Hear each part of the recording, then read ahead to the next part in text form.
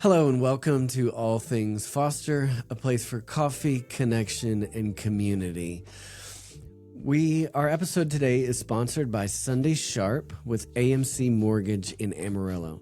She can help with any residential mortgage needs and specializes in first-time homebuyers to help start their journey to generational wealth. She's a local lender and is licensed to write mortgages for the whole state of Texas. They have lots of loans available, and AMC is an equal housing lender. Call or text her today at 806-683-0313 or check out their website at www.buywithsunday.com. That's BUYWITHSUNDY.com. So buywithsunday.com or www.amcmtg.com. We're joined again today with Hannah. Thank you so much for coming back on the episode on the podcast. This is episode 3 in our 5-part series. Thanks for coming. Yeah, thanks for having me again. Absolutely. Today's topic is diagnoses, labels, and living beyond them.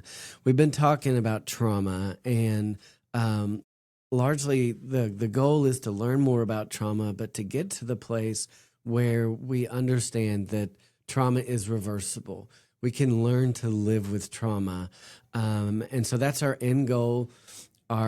It is a hard topic. We've been hitting pretty hard the last couple of weeks. And so we want to keep the end goal in mind, that the trauma, we can reverse the effects of trauma. So today we're going to talk about labels, diagnoses, and things like that. So Hannah, kind of give our audience another intro on what you are, what you do, and why you know what you know. Yeah. So I did a bachelor's at the University of Missouri in Kansas City. I studied under Dr. Darrah and Hannah, which is someone who works closely with Dr. Bruce Perry, which I know we've talked about on the show quite a bit. I did my master's at West Texas A&M, and then currently working on my PhD. My focus throughout all of those years has centered around trauma and or suicide or a combination, looking at them both together. In fact, my dissertation right now is focused on sexual assault. And so as far as trauma is concerned, I have a lot of experience. I was telling Matt before the episode that the further I get in my education, the more I realize I know nothing. And so it's a very humbling experience. It felt like when I was in my bachelor's, it's like, man, I'm really getting this. I know a lot about the field. And the further and further in my field I get, the less and less I realize I actually know. Yeah. So I'm constantly learning. I would argue anyone with a PhD, you're never finished learning, regardless of what degree you hold. So the purpose behind these is really to help provide that education to people who may not have easy access to it, break it down so it's a little bit more digestible than complex scientific, published articles. Yeah. I have a lot of experience personally just with trauma, and then also working with individuals and clients who have a history of trauma as well. It's something I'm really passionate about. I got into it actually because my grandpa is a Vietnam War veteran, and so he's told me some stories about his experience coming back from the war, and that's what really launched me into this niche within psychology is hearing his stories and the justice part of me going, I want to see something change. Yeah, where that's concerned. So and that's we're constantly learning more and more, really and truly, I think, about the amazingness of the brain and the ability to go through something and heal from that and overcome that. And we as caregivers play a huge role in helping those kiddos overcome those traumas. We've got to overcome them in our own lives. So many of the foster and adoptive families that I know, they're doing it because they lived it. Yeah. Right? I mean, learning about our own traumas so that we can overcome them and walk through that with the kiddos that are in our care too. Yeah. And so I really think it's super important to dig deep into trauma, understanding it and overcoming it, like I say, both in our own lives and in the lives of the kiddos that are in our care. Yeah. Yeah. And I would argue that, like, when it comes to trauma, you absolutely, there can be healing with it, but you never heal and move past it. You learn to move on with it and carry that. And, in the last episode, we talked about storytelling and sharing your story to safe individuals, be it a therapist, a parent, whoever, can really benefit the person. And so, I just kind of want to remove that stigma that trauma is not someone's identity, right? What you've been through. I always tell people that you can't control what happened to you, but you can control how you respond to it, right? You have that agency, and you have the autonomy and the power to change how you respond to it or to move on with it. And people who experience abuse, sometimes they repeat that cycle. And that's kind of their decision to repeat it. What happened to them was not their fault, but continuing the cycle is. And then there are those who choose to break those cycles. And breaking cycles is hard. It's so hard. Sometimes it feels impossible. And other days it feels like, you're on top of the world and you just climb Mount Everest and you're winning at life. And then next thing you know, you look down and you're like, I still got to get down the mountain. So a little bit of a disclaimer, because we are talking heavy stuff. But we want to keep in mind that it's possible to learn to live with and move on. And our last episode 5 of this series, is all going to be about the reversibility of trauma, because we can move past it. And so keep that in mind as we listen. If you haven't caught the first 2 episodes, I strongly encourage you to go back and listen to those and then pick up on this one. We're building a scaffold. We laid the foundation of understanding trauma, big T, little t.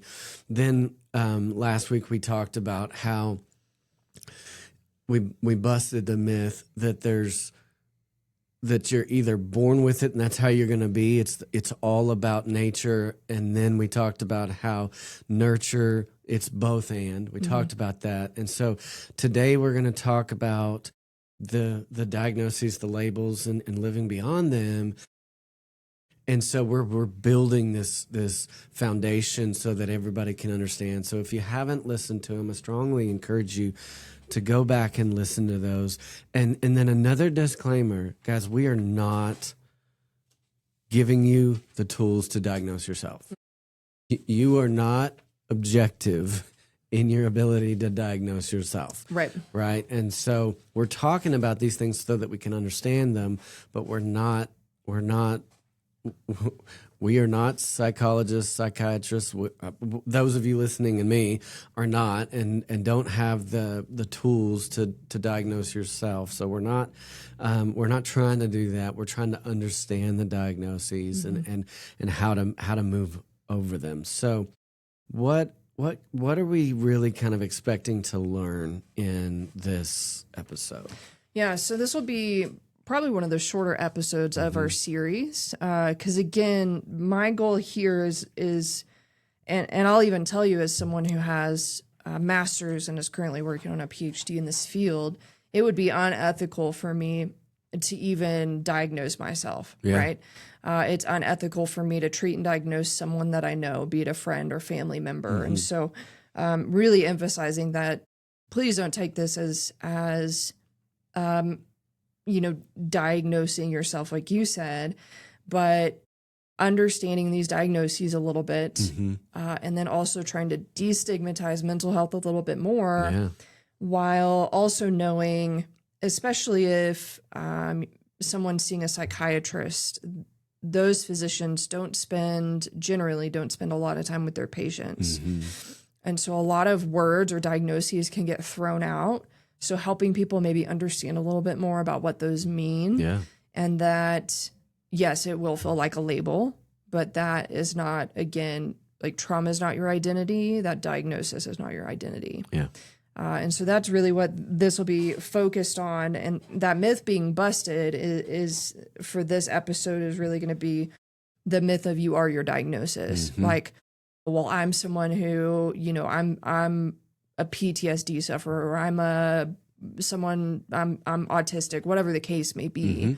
I'm my diagnosis, which that's just a myth. And that's really, I think, more than a myth, it's the stigma talking too, right? So a lot of times when you get slapped with a label, you walk around with it the rest of your life, or at least you feel like you do. Yeah. And there may come a point where you don't actually really fully meet the criteria for a diagnosis anymore, but people just continue to live thinking that is their identity. And the reality is that we want to change the dialogue from this is who I am to this is information about me to help me navigate life. Exactly. Right? If it's somebody on let's say on the autism spectrum, and they have trouble with eye contact, for example, that's information about them that can help them navigate life or help others around them understand the situation. Sure. And so taking that diagnosis, instead of using it as a label, using it as information of this is what I know about myself. How do I best care for myself? Exactly. Yeah. Yeah. Yeah. And so so caring for ourselves, but also caring for the kiddos that are in our care, not to say, you are this, but you have this and you are moving beyond it, learning to live with it, right? That's living beyond the label, right? Yeah. So we're going to bust that myth. You are not your diagnosis. So what are the stressors and trauma-related disorders? Just kind of as a broad topic. Well, I'll give the disclaimer again that I'm not the biggest fan of the DSM. I do think we're making a lot of strides in the field to expand research. A lot of the research done within the field in the early DSM, so the diagnostic statistic manuals that we use to diagnose people, was done predominantly on white men. And we know that cross-culturally, across genders, those same criteria may not apply. Yeah. So what might present as PTSD in a white man may look completely different in a child. And in fact, it does. Yeah, sure. But generally speaking, trauma and stressor-related disorders are disorders that result due to some sort of extreme stress or a trauma. In fact, I was at a conference one time and somebody had made the comment, and I hadn't really thought about it. I kind of passed it off.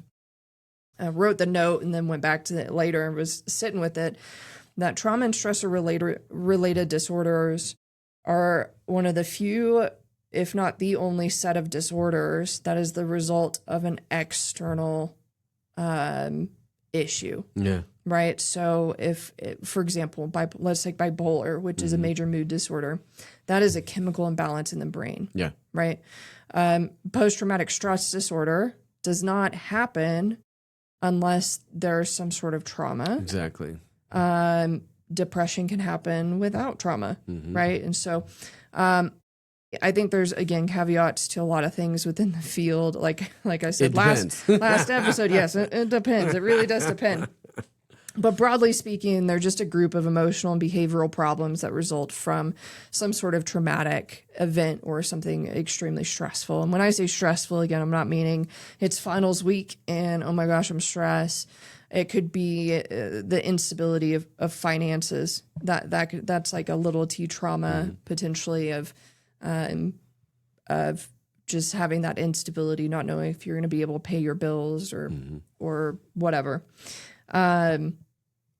I want to read again. I didn't put it in these notes, but again, I want to read the definition of trauma that I use as opposed to what the DSM says, because there's a key word in there that I've talked about in the previous 2 episodes that I think is really crucial. So again, I'm going to read from my notes because I don't have it memorized by heart, but by concept. And so this is according to the Substance Abuse and Mental Health Services Administration. Trauma is any event or a set of experiences or multiple events that an individual perceives, which is the key word in this definition, as physically or emotionally harmful and or life-threatening, and that has a lasting adverse effect on their functioning, be it in mental, physical, social, emotional, and or spiritual areas of well-being. This definition makes clear the impact of trauma and that it's not limited by time or restricted to only some parts of a person's individual experience. And so I love that definition more than the DSM because it actually even kind of hints at emotional abuse, which the DSM does not address at all. Right. And do you think that change is forthcoming? Do you think they're going to change that at some point? I do think it's possible because there's, in everything in life, there are fads that come up. And I remember when I was in undergrad talking to my advisor about how kind of the fad at the time within psychology was trauma, right? Everything was a trauma response or everything was, that's a trauma. I'm traumatized. And it just using that word inappropriately and in a wrong way. And so right now I'm seeing a lot of narcissism talked about within the field and on social media. Right. And narcissism and that emotional abuse tend to go hand in hand a lot of times. And so I do think it could be forthcoming. But we are slow to make those changes simply because it requires so much research, right? And we've got to test things across a wide variety of populations. So I'm hopeful. The APA came out just this last year, really for the first time, truly acknowledging the existence of complex post-traumatic stress disorder, Right. which is huge because it's not even in the DSM. They have PTSD, but not CPTSD. And so I think there are really positive changes that are happening and will come. And I hope to see a change in their definition as well in the years to come. Okay. Yeah. So let's talk about the impact of the label, both clinically and socially. So clinically, the point of the label. Yeah. So clinically, there's the insurance issue. Everything's got to have something. Oh my gosh, which I can get on a whole soapbox of. And I tell people this all the time. I'm so frustrated, right? I can go to my primary care physician just for a checkup. And they have a code. It's called a CPT code. That's just for a wellness exam, like a regular checkup. They don't have to put an actual diagnosis and say something's wrong with me. Mental health, they don't have a code like that. They have to essentially diagnose you with something. And so I have friends who see therapists as well. A lot of us in the field have our own therapists, and there are therapists who specialize in seeing mental health professionals. And it's kind of a not so well kept secret that those therapists will use adjustment disorder for insurance purposes. Because again, they have to have You're going to have something. a diagnosis. And that's part of the reason why so many therapists are moving away from taking insurance. Is because of the label issue. That's not the only reason. But from those I've talked to, that is part of the reason, because they hate slapping that label on someone and seeing how it impacts them negatively, when in reality, if a therapist is providing a true diagnosis and not just trying to bill for insurance, the purpose of that should be, this is information about my client, this is information for them about themselves, and for us to work on in therapy. And so that's really what that looks like clinically. On the social side of things, labels ultimately influence how people see you. Right? So when I have my tattoos covered, people approach me and I hate it. Low key, because I'm an introvert at heart. Right, and I have what's called affectionately known as RBF, which stands for resting. And it is bad. And I've had people ask me, like, are you mad? And it's like, no, it's just my face, especially when I'm studying. Apparently it's way worse, according to the baristas at the Starbucks I go to. And so those labels, right? So tattoos kind of come with a stigma sometimes. My parents are of the generation that, like, if you have tattoos, you must be a drug dealer or be in a gang or something crazy. Oh my gosh. They threaten me. Basically, like, if you get a tattoo before you finish school, we'll stop helping you, you know. And every time I show up with a new one, I could just see the look on my mom's face of, ugh, you know. But anyway, so labels are important in our society, not in the sense of like we need to have labels, but in realizing people take those labels and that's how they perceive you. Yeah. Right. So once I get my doctorate, it'll be Dr. Doggett. That label brings with it more than, especially in professional settings, will carry more weight than me using my first name per se. Just that label alone of having a doctorate. And so socially, when you get diagnosed with something, especially if you're open about it, that could be good or bad. In the area we live in, unfortunately, mental health is still very stigmatized. In fact, I'd argue in the state, it's still pretty stigmatized. There are areas that it's better, but here it seems to be an issue of like, we still don't really talk about it. You go to therapy, great, keep it to yourself. Like, I don't want to hear about it. And I am pretty open with people. I'm like, me too. You know, I go to therapy regularly. And that's part of my self-care because I see some horrific things. I don't doubt it. Yeah, and I can't pour from an empty cup at the end of the day. But I also know that people have seen me differently in simply sharing that. And it wasn't sharing to try and get sympathy. It's just having that open conversation is what destigmatizes it. So it potentially could lead to discrimination, which I've experienced even recently, discrimination and reduced access to opportunities, right? If you have mental health issues. And so that discrimination still very much so exists. Yeah. I mean, so the label is important from a clinical side, but the kind of the like you said, the social implication a lot of times can be really negative. And so we need the labels, but we also need to get to a place where the label doesn't define us. It doesn't totally wreck us and the folks that are around us. So let's talk about some of that we were sure is like not going to fit all of them in here. We could be here till next week. But some of the trauma, stressors, and disorders that we can just kind of 10,000 view. Yeah. So I won't go, like I was telling you before the episode and for the audience, I'm not going to go into the criteria for each one of these because, again, my goal is not to put you in a position or anyone where they feel like they are able to or want to diagnose themselves. But really just to provide information about these. So I'll talk about the first two because they go hand in hand. Okay. So post-traumatic stress disorder and acute stress disorder.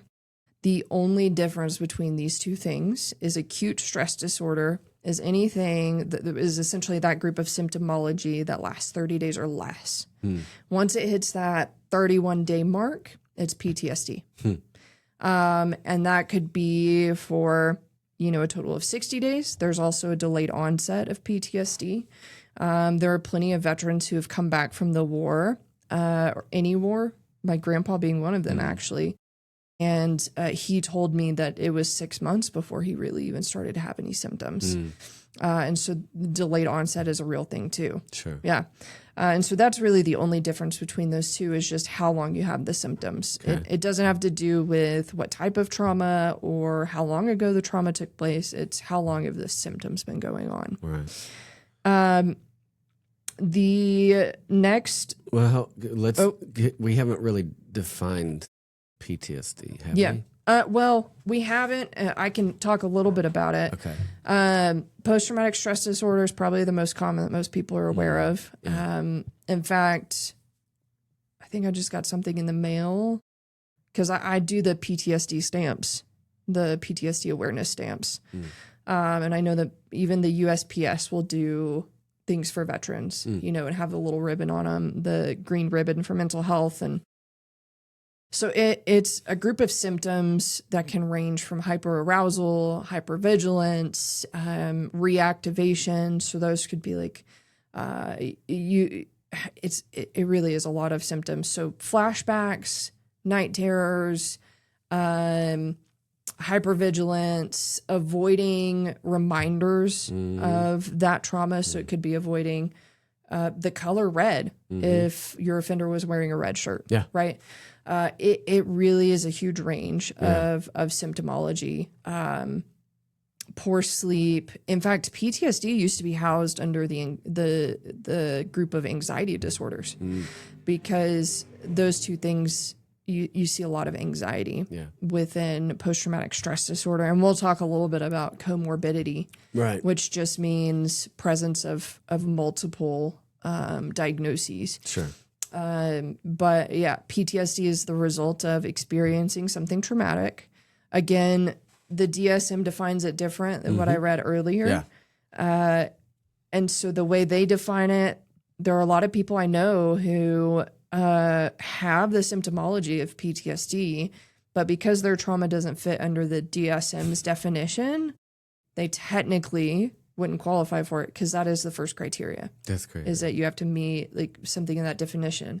With that being said, a lot of therapists, again, don't religiously stick to that definition within the DSM. Okay. So you said something that confused me initially when I heard it a few years ago, but you talked about hyperarousal, and so when we use that term, we're not talking sexual, Right. Right. Can you define what it, in this space, what arousal means? Yeah.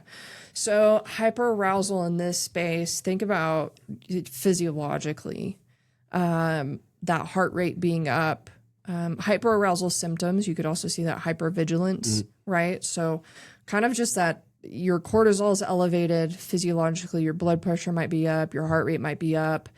So your body is physically, again, not sexually, but physically more aroused than it should be in that situation. Right. So that's generally, again, hyperarousal is kind of an umbrella term for a number of symptoms. And so that's really what it means. Yeah. And I'm glad you clarified because most people hear the word arousal and they don't think about like increased heart rate or whatever. Right. So yeah. So I ran into that. It may have been when I started listening to Robin's podcast or something. I ran into that and it kind of stuck me for a second. I was like, wait a minute, what? This 5-year-old's not aroused, right? Right. And so it took a little bit for me to figure that out. I want to make sure that folks kind of understood that. So okay, so we did PTSD, acute stress disorder. What's adjustment disorder? Adjustment disorder is generally a stressor related disorder. So imagine you pick up your life and move to a new city.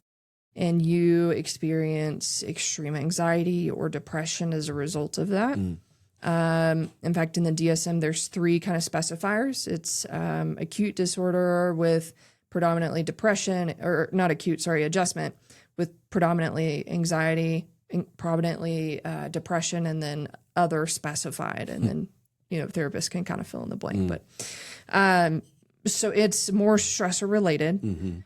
And you're having difficulty adjusting to your new circumstance. Right. That's really what it means. Okay. And so it is it's like the catch-all disorder that therapists tend to use, right? When they're treating people, because at least the therapists that I'm around and I work with and I know, they don't like slapping labels on people either. And for insurance purposes, Gotta have something. And so they'll put adjustment disorder. Yeah. And then they'll just kind of switch between anxiety, depression, other, and go back and forth. Because insurance will actually come back and say, well, for this, you can treat them for X amount of time. When you're working with trauma survivors, you can't put a time frame on that. No.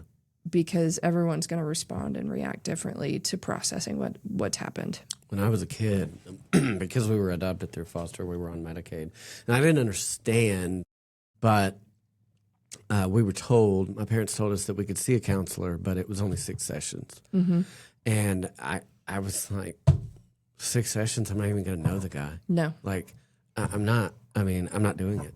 Yeah. You know, and so yeah, it's just to me that was just frustrating, and one of the things that I think the state should, or the government ought to look at and consider, in my opinion, with regards to foster and adoptive families, is the fact that we're welcoming these children into our homes, and there are some support mechanisms for the child, but anything you need is on you. Yeah. Right. And so we have the episode on vicarious trauma. So many foster and adoptive parents have vicarious trauma because they're listening to all of these stories, and they're afraid that the kid's going to go back and all these things. And so they end up with it, but you're, figure it out. Yeah. There's not that mental health support piece directly in that maybe the state pays for counseling or does this or does that. Yeah. It's, well, hope you have insurance and hope the insurance has some sort of medical or mental health piece, Because that's still separated in a lot of insurance. It absolutely There's the is. physical and then the behavioral health. Yeah. And there's another myth of like, is mind and body separate? And they're not. No. The mind impacts the body and the body impacts the mind. And so, that's another frustration I have with insurance is, one, you have to have the diagnosis, and then two, they're still kind of separating out that your brain, the mental health part, is completely separate from the rest of the body, which is just so incorrect. Dr. Perry, in what I keep referencing what happened to you, because to me it was just such a good book, but they went, Dr. Perry went to somewhere in Australia. What's the group that lived there? The Aborigines, I think. Okay. And they had this whole health perspective that with physiological medical things, but they integrated the mental health piece in this really beneficial. And I'd have to go back and reread that section to really, but it jumped out at me that the way that they see it is so different than the way we see it here in the U.S. that, physical health is over here and mental health is over here, and one's not associated to the other, and all the things. Yeah. And so, I remember watching a TED Talk, and this really shifted my perspective on how we in the West handle mental health. And I haven't been able to find it since, but it stuck with me so much that I still remember it pretty clearly. A therapist went over to an area in Africa and went to go meet with some tribes, and he was describing to them therapy in the U.S. And the response from one of the tribal leaders was, "That sounds horrible. yeah, You're putting one person in a room alone with a therapist, and sometimes it's dark, and they're supposed to sit there and talk about the worst things that have ever happened to them." right. And don't get me wrong, I believe there's a place and a time to do things like that. And processing through what you've experienced, storytelling, again, telling your story is crucial and important. And so this mental health professional was talking to them about, well, how do you handle it? And they take kind of a holistic approach, like you were talking about, of, well, we as a community will come together around that person, and we will give them compliments and positive phrases about who they are outside, right? So we're in the sun. In the West, we're stuck inside more times than not, right? I have to take vitamin D just to be in normal limits. Right. and being a ginger, I try and avoid the sun anyway, because I'll get burnt in 30 seconds or less. And they just take this more holistic approach to building the person up. And his, that tribal leader was like, sticking them in a room alone sounds depressing. Yeah. And I remember thinking, wow, this has changed my perspective on a few things, because that's all I had known was really how the West does therapy. Yeah, sure. And after my PhD, I plan to get licensed and be able to implement kind of a holistic approach, because even for myself, you and I were talking, before the episode about, I started powerlifting the end of 2023. And I was already fairly active. I grew up active, like playing soccer and martial arts, stayed active, playing powder puff football when I moved to college and all the things. But I hit this point in my mental health where it was like, something's got to shift and change. And therapy is great. It was helping me. It still helps me. I still see a therapist. But I really needed to step back and take a holistic approach myself. Sure. And so that's when I really started to look at diet. You and I talked about the importance of diet, as well as being active. Yeah. Research actually, there's a specific study that looked at, I believe it was 4 groups. So there was a control group, which means they did nothing. They just went about their life as normal. They had the antidepressant group. They had the exercise group, and then they had an antidepressant plus exercise group. So that's kind of almost the golden standard of a research study that you would want to see. In short, the findings suggest that exercise is just as effective, if not more at times, than antidepressants. Wow. Again, this is psychology, so it depends on the person, the situation. But just exercise alone, and it's multifaceted, because looking at, like, if you exercise, it's going to build your confidence, build up self-esteem, but there's also the endorphins that run, the runner's high you can think about. I mean, when I benched my max just last week or something, I finally hit my goal. That there's nothing that could have replaced that feeling. And so I've thought about, that holistic approach as well, of what would happen if a therapist had a gym space and they combine those two things. Like, let's walk on the treadmill and talk. Or whatever. And so interesting. Yeah, it just, I know there's kind of a tangent in it, but I have, there's, again, pros and cons to everything. Pros and cons to how Eastern medicine might handle mental health versus Western, and we're more of an individualistic culture country as a whole, versus the collectivistic, where in those African tribes, or even China and Asia, that area is more collectivistic, so they're going to look at a family unit as a whole, whereas we do more individual. Okay, so we did adjustment, reactive attachment. So these next two are generally seen in children more than adults. So reactive attachment, and then we have disinhibited social engagement disorder. You can kind of think of these as almost polar opposites to an extent. Reactive attachment it's essentially that. They're super reactive in their attachment style. We talked about that last episode, and like to the severe point. Everybody has an attachment style, but when it's severe and it's impacting your functioning is when it starts to become a disorder. And I think a lot of people kind of misunderstand that too. Is if you can function, it may not be a full disorder per the DSM. Right. Again, we're going off the DSM, individual therapists might say something different. Disinhibited social engagement disorder is essentially like they have no inhibitions that will keep them from going with a stranger. Sure. So, like, if somebody pulled up with tacos, I would get in that van.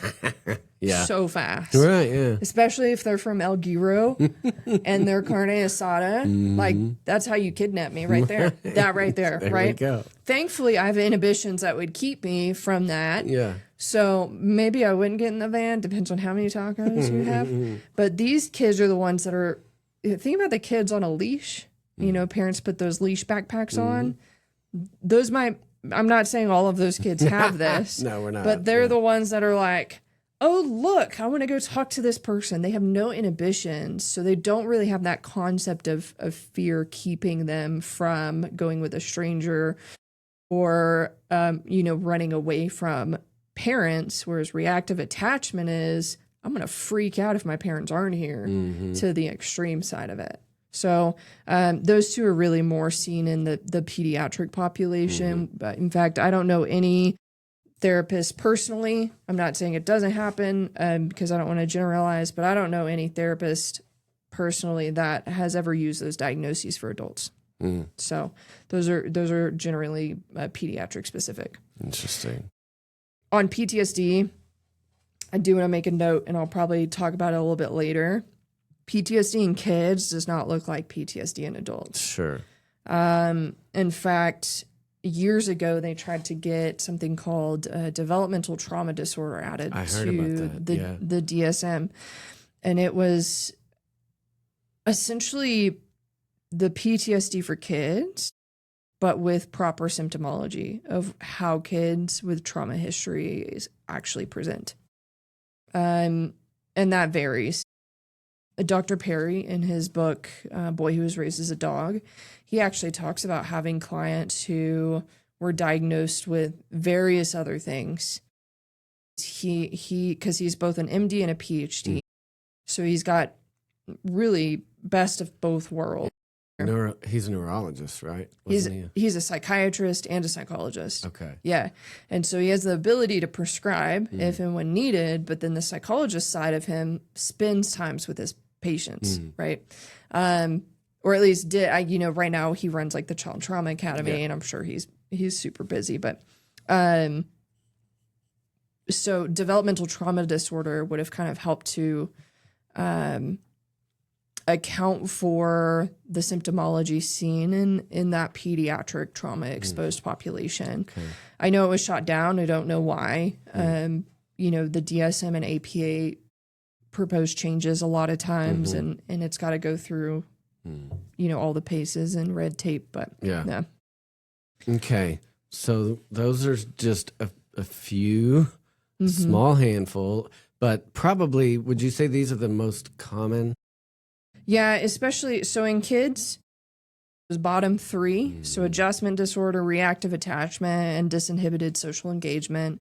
I say adjustment disorder, that one kind of overlaps with adults and kids. Because think about, even if I was a kid, my mom was a military brat. I'm a military brat, but I didn't have to move around like my mom did. And, she lived in Iran and a bunch of these other places. Those are really big adjustments. Yeah. And so we can absolutely see that disorder in kiddos, but we see it in adults as well. PTSD, acute stress disorder, it's not to say those aren't diagnosed in children, but it generally just doesn't present, that symptomology isn't the same. Yeah. I think Dr. Perry actually talks about one of his patients who was diagnosed as being on the spectrum, severely on the spectrum, and he started treating that child, treating the trauma in that child's life, and some of those symptoms started to alleviate. Again, that's not to say that all autism is trauma and not all trauma turns into autism. Right. It's just to point out the fact that trauma in kids is really just not PTSD as the DSM lays it out. Okay. Yeah. All right. So causes and contributing factors to this small handful of diagnoses. Yeah. So in episode 1, and I want to echo what Matt said at the start of the episode, is if you're at this point, I'd recommend you pausing and really going back and listening and or watching episode 1, because we break down types of trauma and we define them a lot more. But these can be everything from that single incident to complex trauma, so things that happen over the course of your life. Developmental, so that'll be anything that happens when you're, essentially under 18. Acute, which is this just recently happened. It's generally a one-time thing, or chronic, that neglect that a kid might experience in their home, or that abuse over and over and over again. And again, going back to this previous episode 2, there's a role, both environmental and genetic. And so we have to consider both of those, as well as the social and cultural factors. Yep. If you are a Caucasian family bringing in an African-American foster kid, you need to understand that culture a bit more, because that is a different culture, right? Much. Even growing up in a military family, for me, that culture is different from a lot of my friends who don't have military parents. Sure. And so understanding where those kids, foster kids are coming from and their own culture will be really beneficial.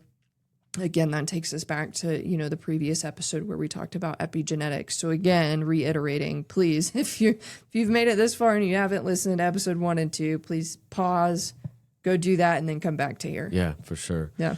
For sure. So, symptom manifestation. Yeah. What does that look like? It depends. There you go. Oh, man. I answered it for you. See, I could give you a PhD in psychology. Right, You already have the answer to all of it now. It depends. I should just write that on my dissertation and see what my chair does. What's the answer to this? It depends. It really depends, Dr. Blackman. So it again, adults and kids, it's going to vary. Even between two adults, between two kids, it's going to look different.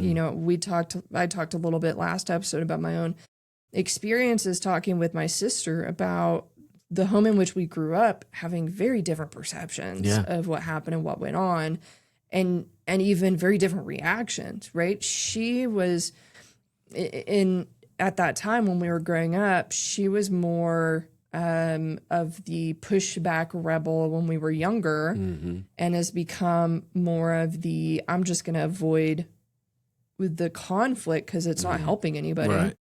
I am the opposite. When I was a kid, I was the kind of the doormat and wanted to avoid the conflict, wanted to be the good kid. Yeah. And I've turned, probably because some of my work, at this point, I'm like, I'm going to advocate for myself, and these are my boundaries, and if you cross them, there will be consequences, right? Yeah. And so the symptom manifestation, you've got everything from emotional, which could be, that ranges, right? So let's just talk about anger for a second. Which is a secondary emotion. Most of the time. Yeah. Not all the time, but most of the time it is secondary. Yes. So because anger, just socially speaking, tends to be more accepted than if somebody is sitting in an office crying. Right. And so I know of someone who just cannot handle negative emotions whatsoever.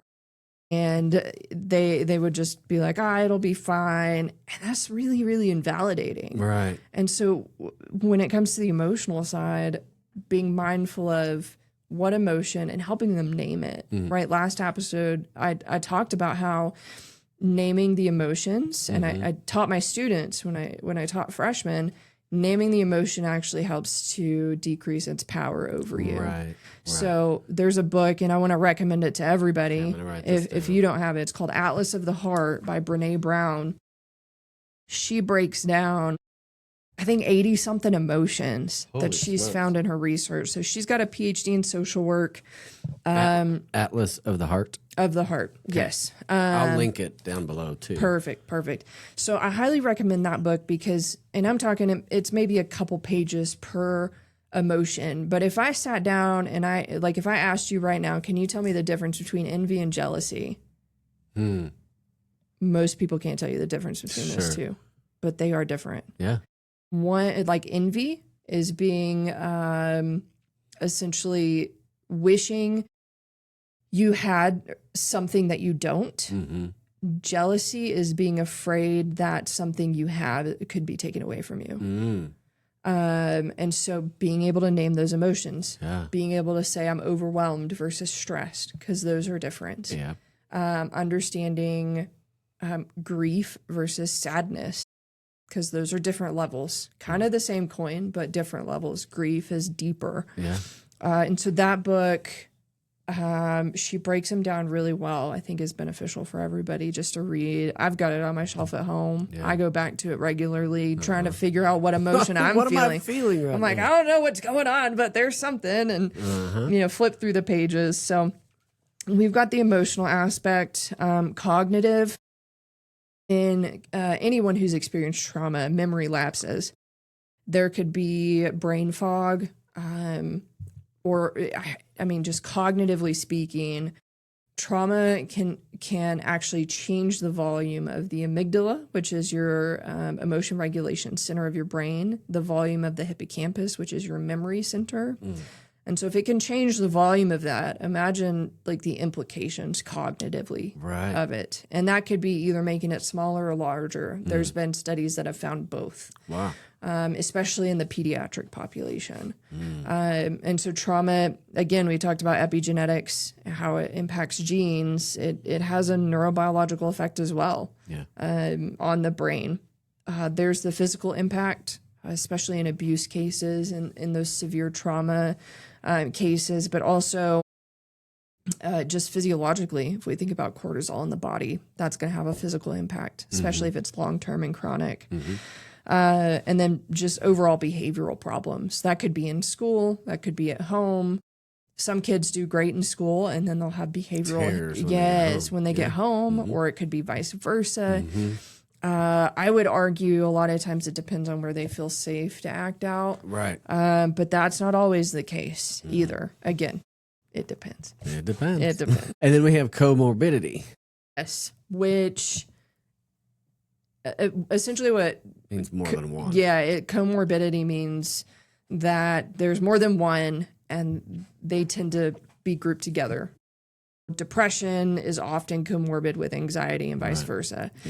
PTSD and depression and PTSD or anxiety or whatever the case may be. Most of the disorders that I talked about earlier have comorbidity with other things.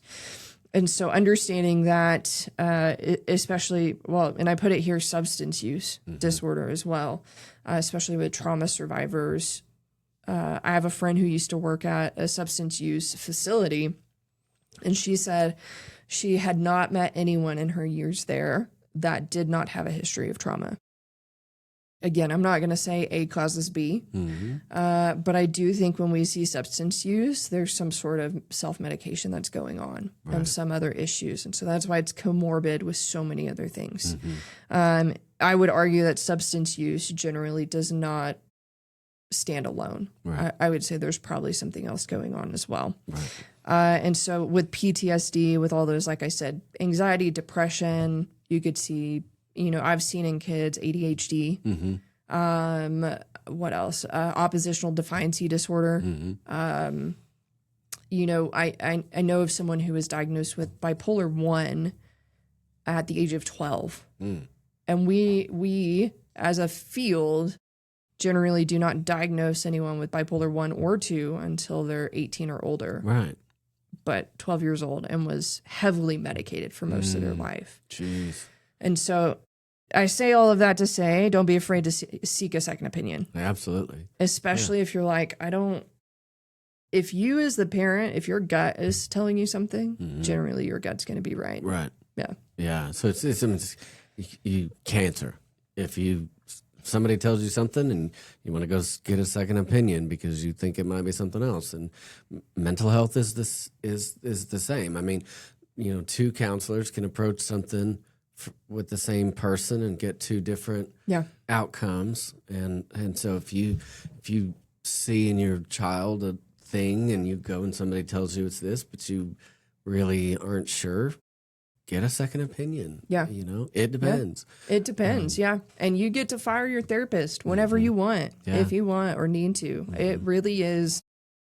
Man, finding a therapist is like finding a good pair of jeans. Sometimes it takes a while to try them on and to see what personalities fit with you or your child. And what works for your child might not work for another child, and being okay with having multiple.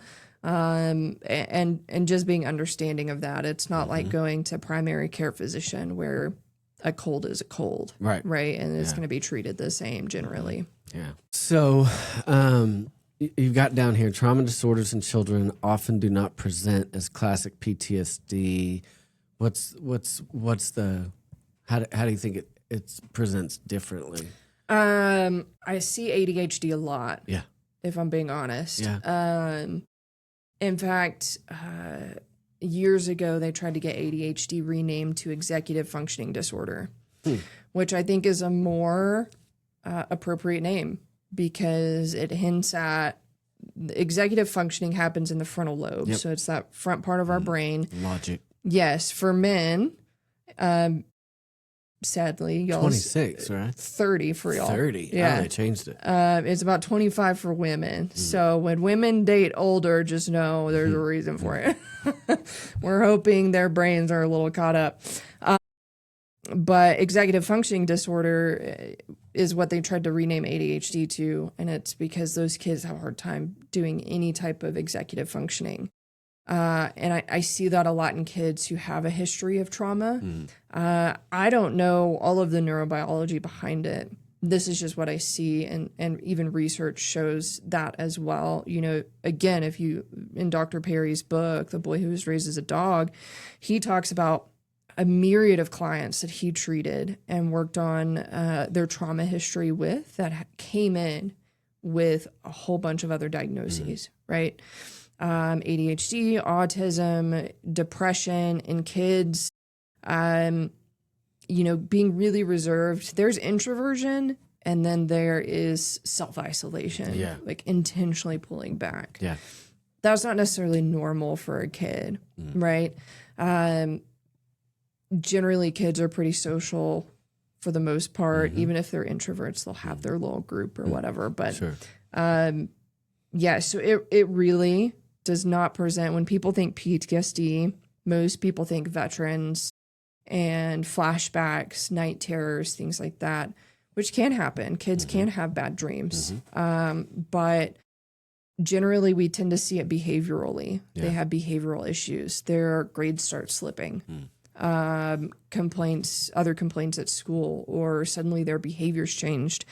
In fact, for those in the area, or even not, if you go to the Bridges website here in Amarillo, they have material that specifically outlines a number of things to look out for in your kids. Now, granted, it's going to be specific to abuse, especially sexual abuse, but a lot of those translate over, and you can just see it in those who've experienced trauma, even if it's you know, a natural disaster potentially. Right.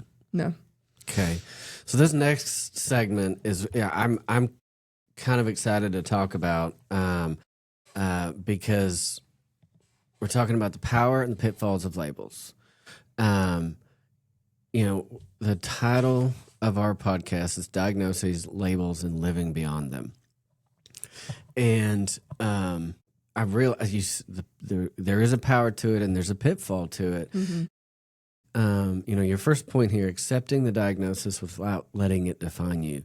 And I'll tell you, I started seeing a counselor, and because I wanted to work through some stuff in my childhood, but then the counselor started kind of talking about my experiences in Iraq. So I got this diagnosis of complex PTSD, and it messed me up. Like I couldn't really wrap my mind around why, but it just did. It was really hard a pill for me to swallow. And she kept saying, Matt, it's just something that helps us to understand where you're at. Yeah.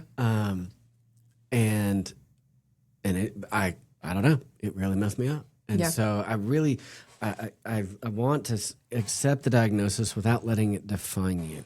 That to me is really important.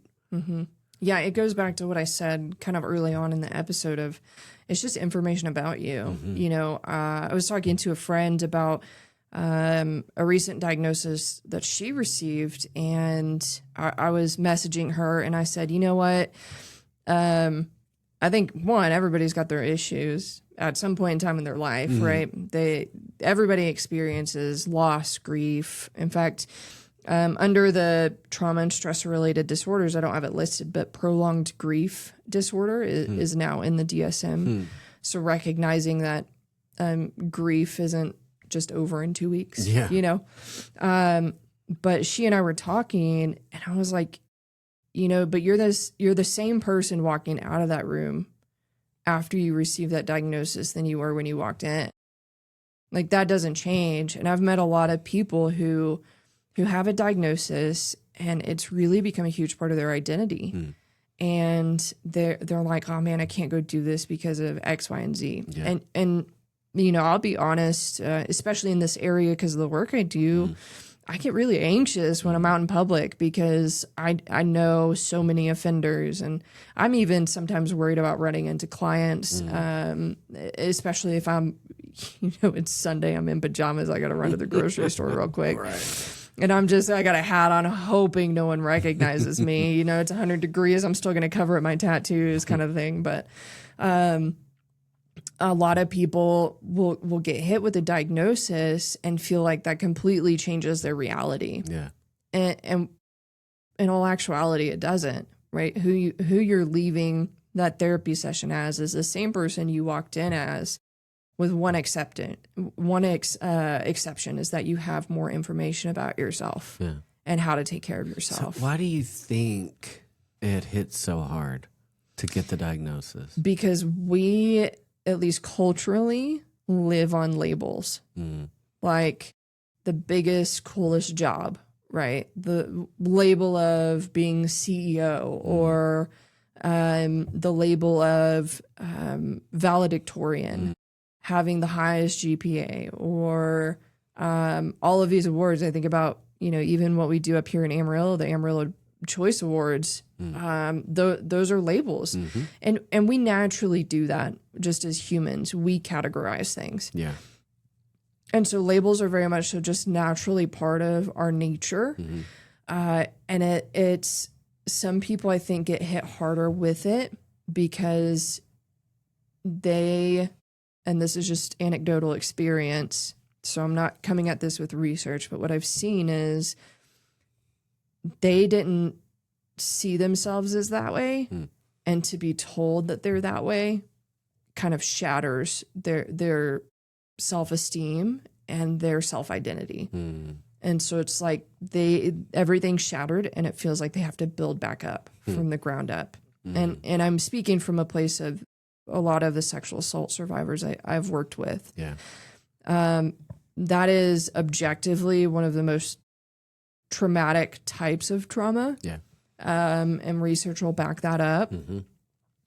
And I know a lot of the survivors who I've seen both ends of the spectrum who are like, I'm not going to let this define me. Again, this is something that happened to me. This is not all of who I am. Right.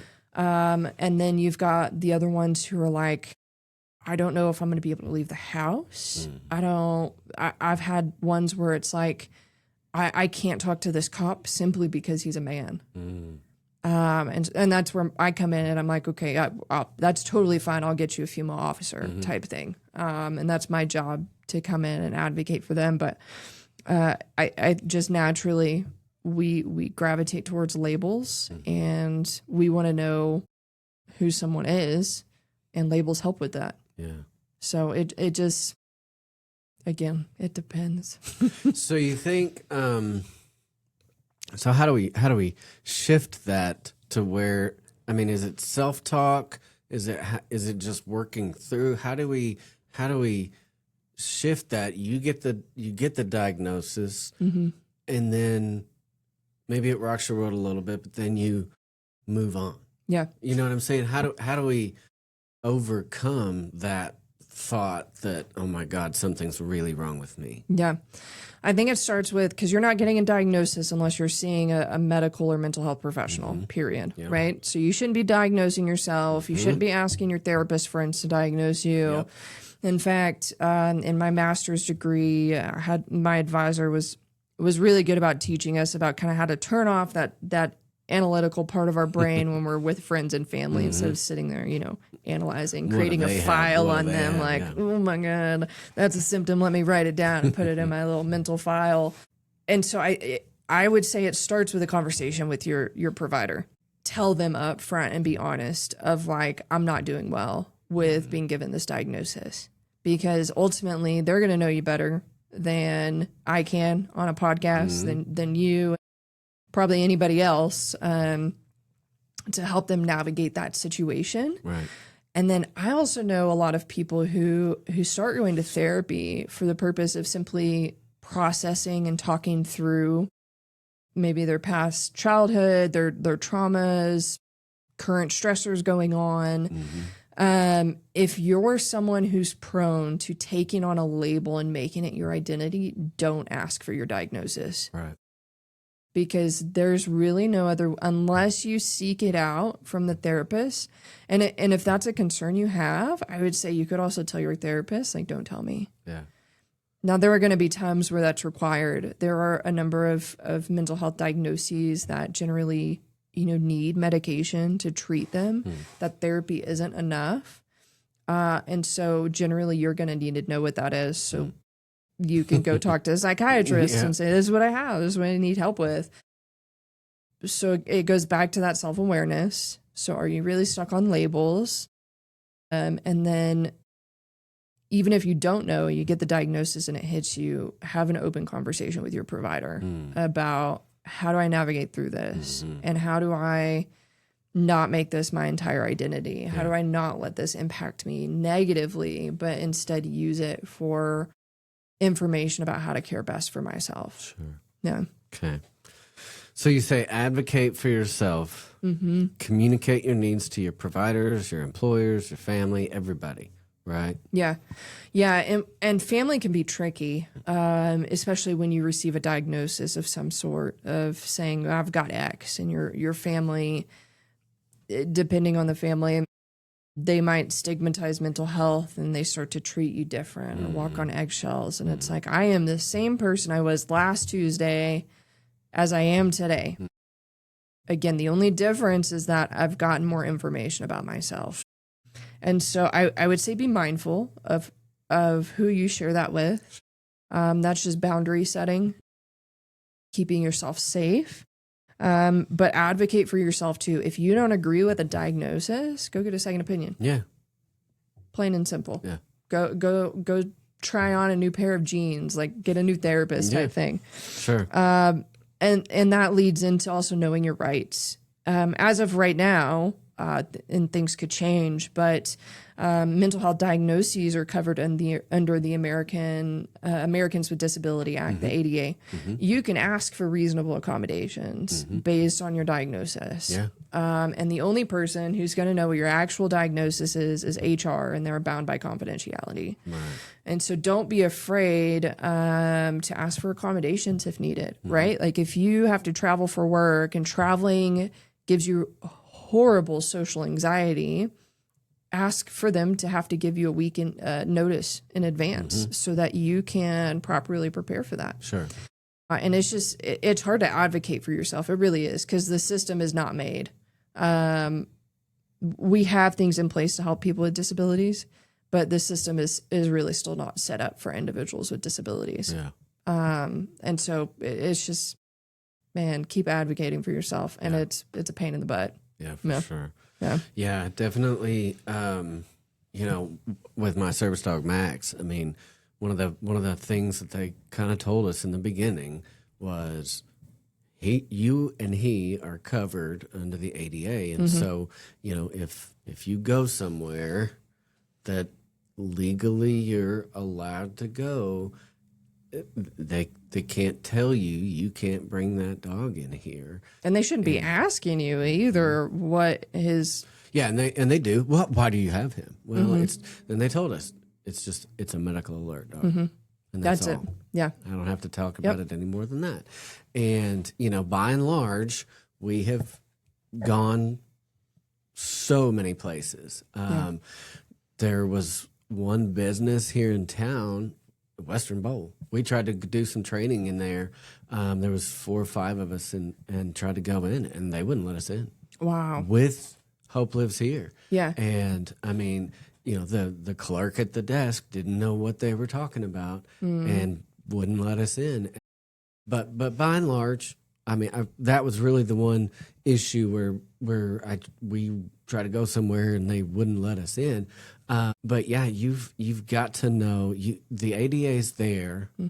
It's kind of weird. I don't know if you know this or not, but federal properties are not subject to the ADA. How that makes any sense, I do not know. It doesn't make sense. I mean, Now, that being said, I've taken Max to the post office. Never had a problem. Taking him to the VA. Never had a The problem. VA gave you a problem. I think there's a bigger issue at hand there. I mean, there have been people at the VA who give other vets problems. I've never had one. Yeah. I've never had a problem. And when we first started doing the training and going over the stuff, I mean, they said 99% of the time you take them to the VA, you're going to be fine, but you might run into that one person. Yeah. Because technically they don't have to. they don't have to. Yeah. That makes no sense. No, I don't understand that either. I do know that, DEI and ADA go hand in hand. So as of right now, I do want to give a disclaimer that those things could shift in the coming years. And so for anyone listening, I would just encourage you to stay on top of any news related to it. Yeah. Because you can only advocate for yourself based on what you know. Yeah. So if something changes with the ADA, with that act, and you don't know about it, you can't properly advocate for yourself. Yeah. So you got to stay informed. yeah, got to stay informed. Treatment and recovery paths. Yeah. Again, I'm real big on evidence-based therapies or evidence-based protocols. Yeah. Right. So, but with that being said, trauma is not a one-size-fits-all. And like I've said multiple times, it depends. That is the answer to every question within this field. How to treat trauma? What is trauma? Well, it really depends. Personally, my master's degree, I was CBT trained more or less. And so my mentor then was huge on CBT. Obviously, my undergrad advisor was neurosequential model of therapeutics, and I have moved into really loving solution-focused therapy for clients. Personally, because I know my failings and my faults, and I grew up in a military family, that didn't like emotions. Yeah. I made the outrageous decision to choose a therapist who specializes in emotion and relational focused therapy. And every time I'm like, the audacity of this woman, what am I doing? Why am I here and why am I paying you? Yeah. and then after session, I'm like, oh, that's why, because I need that help. With that being said, there's a list of them out there. So just like you try on a therapist to see if it's a good fit, you're going to do the same with therapies. In fact, I'd encourage anyone, if they're seeking help from a therapist, be it a psychologist or a counselor, that they ask them what their theoretical framework is from which they work. Yeah. Because they'll tell you, oh, I'm EMDR, I'm CBT, I'm trauma-focused CBT, I'm CPT. They're going to throw a bunch of acronyms out. That's what they're going to do. I'm relation-centered. I'm not a huge fan of Freudian anything for multiple reasons, but those therapists still exist, and some people still really love the psychoanalytic approach to therapy. So do your research, and sometimes it's a matter of going to therapy. And I hate CBT personally because they're giving me homework. I have enough stuff to do outside of that hour. No, that's not going to work for me. Right. Yeah.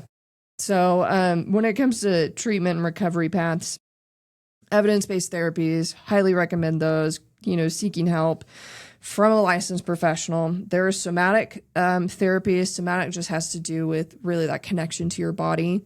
Again, the mind and the body are connected. They are not disconnected, right? One impacts the other, which is where things like mindfulness really come into play. Here in Amarillo, we have support groups as well. So you have that camaraderie and community that can be really beneficial. And that varies. I know we've got groups for domestic violence survivors, sexual assault survivors. I'm sure there's a ton of other groups that I'm completely unaware of, but I for sure there's know one those. that I'll give them a shout out on here. Greater Amarillo Foster Parent Association is a group that's foster parents, adoptive parents, kinship families, and stuff like that. Because, and I've said this 1,000 times on this podcast so far, we do better in community.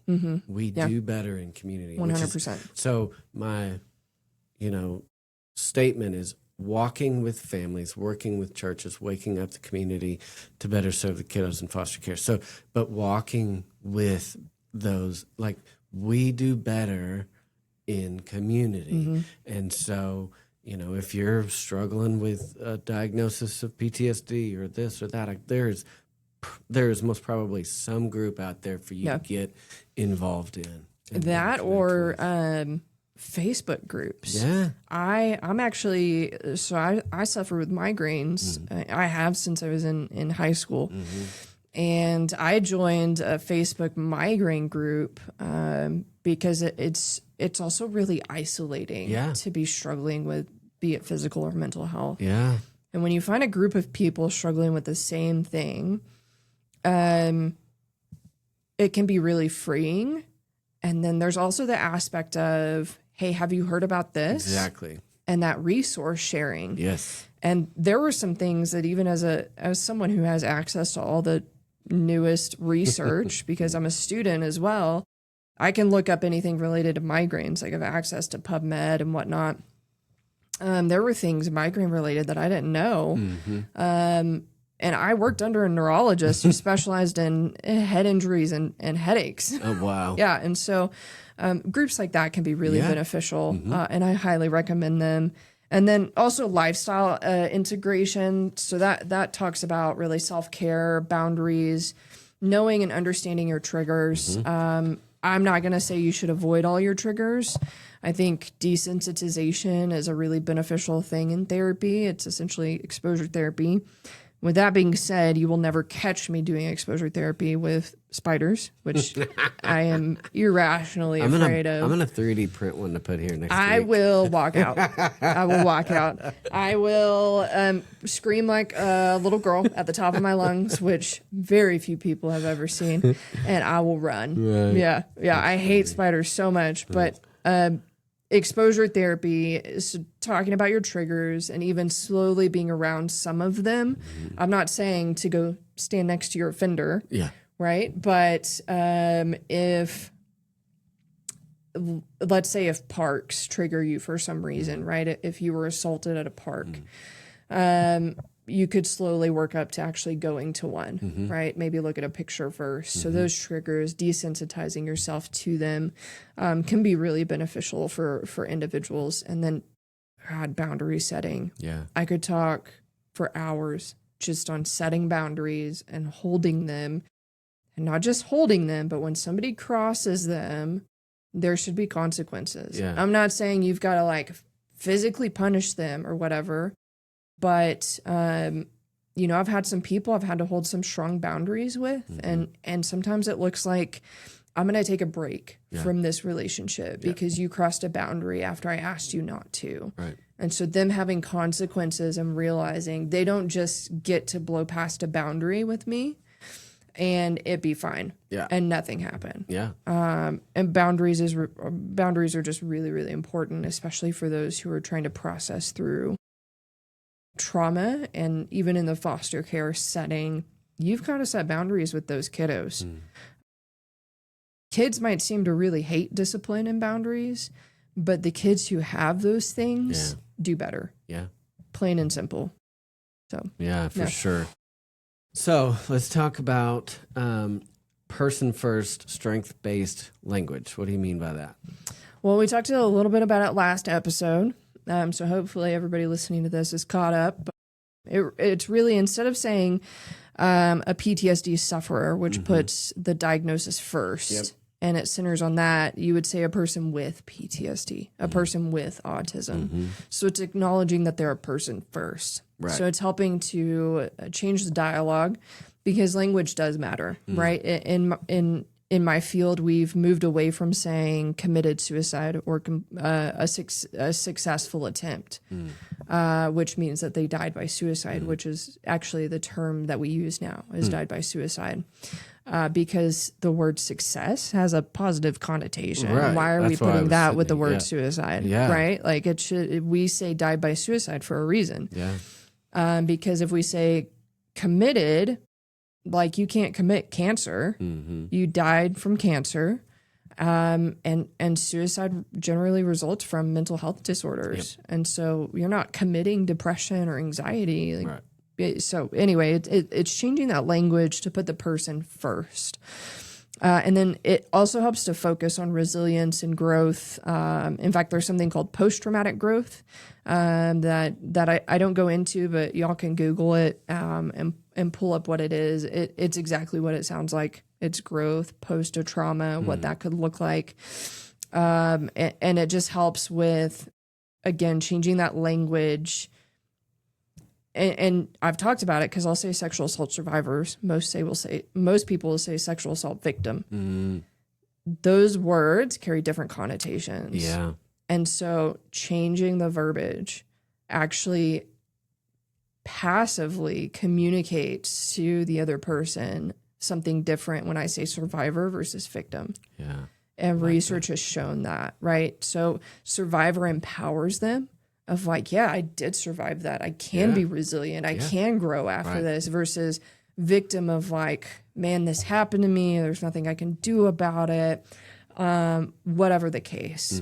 And everybody, I will always default to person-centered unless a client asks. So I'll always say survivor unless and I've only ever had one client say, I prefer to be called a victim. I don't feel like I've survived this right now. Right. And so I always go with the person-centered first and the positive. So that strength-based survivor is more strength-based versus victim, but always also respecting the client in front of me or my nephew. You know, I used to call him Short Stack because he was shorter than me. That and Small Fry, right? And there came a day where he was like, ZZ, which is what he calls me. I don't like being called Short Stack. And I was like, okay, bud, that's totally okay. Is there something else you prefer I call you? And he's like, no, I just don't really like Short Stack or Small Fry. And I was like, totally okay. And at this point, he had grown quite a bit too. So, and he is the biggest kid in his class. He towers over all of them. So those wouldn't even be applicable to him anymore. But changing that narrative, and then with language, going from a disorder to adaptation. So adapting to the situation and using whatever diagnosis you've been given to maybe adapt your environment, and again, taking that information and learning more about yourself so that you can best care for yourself. And that moves into that post-traumatic growth as well. Like it. That's awesome. Yeah. Okay, so let's recap and we'll get out of here for the day. Trauma diagnosis, not the end of the world, and does not define you. And if it's something you're struggling with, then you got to work through that. You got to figure out, I am not the diagnosis. I am a person with that.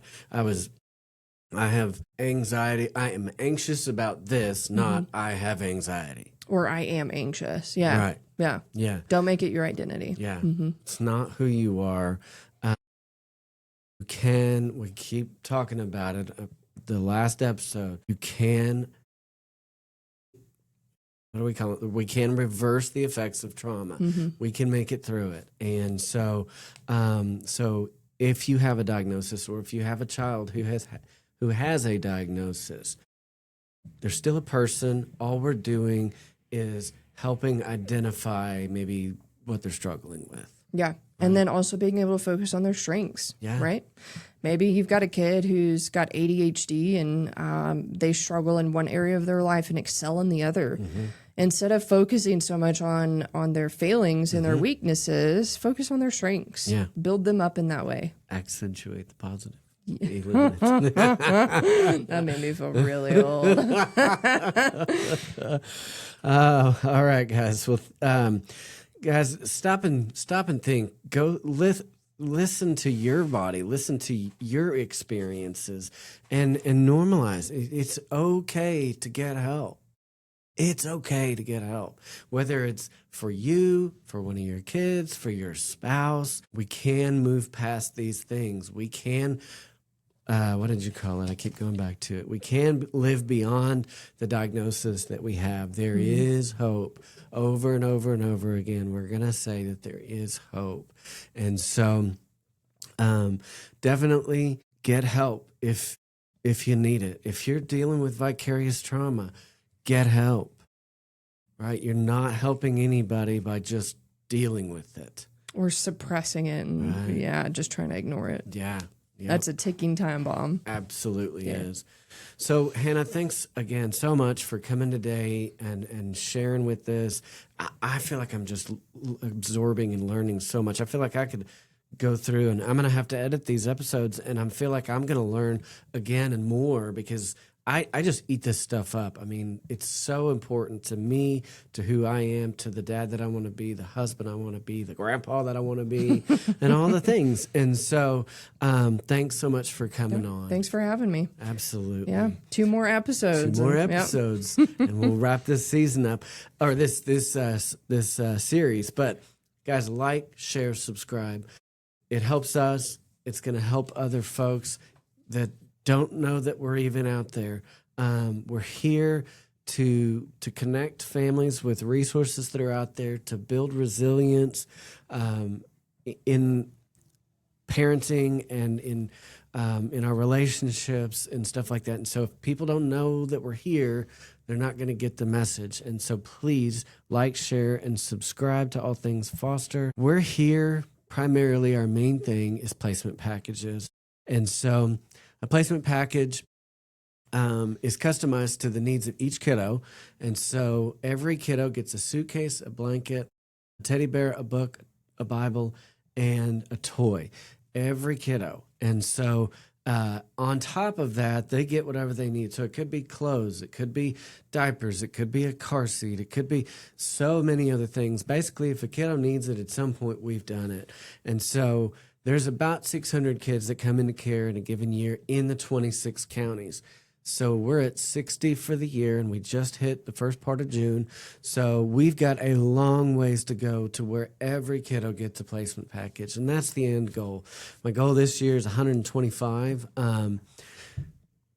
Ultimately, we want every kid that comes into care in the Panhandle to get a placement package, and we need the help of the community in order to be able to do that. So if you wanted to be a placement package partner, that sets up a monthly donation to us, $100, buys us all the clothes we need in a placement package. $50 buys us a case of diapers. $10 buys us 1 outfit a month. And so in order to get to where we need to go, where every kiddo gets a placement package, it takes everybody. It takes the community. So please, please consider becoming a placement package partner. You can do that at panhandleorphan.org/donate. And please consider doing that. Again, meet with Sunday Sharp from AMC Mortgage. Thank you so much for your sponsorship of this episode. If you need a mortgage, if you need to refinance, all the different things, she's based right here in Amarillo. She's been in the mortgage industry for a long time. She knows what she's doing. So if you need help with your mortgage, or if you're interested in buying a house, hit her up. Again, her phone number is 806-683-0313, or you can check out her website, www.buywithsunday.com. Thanks, and have a great day.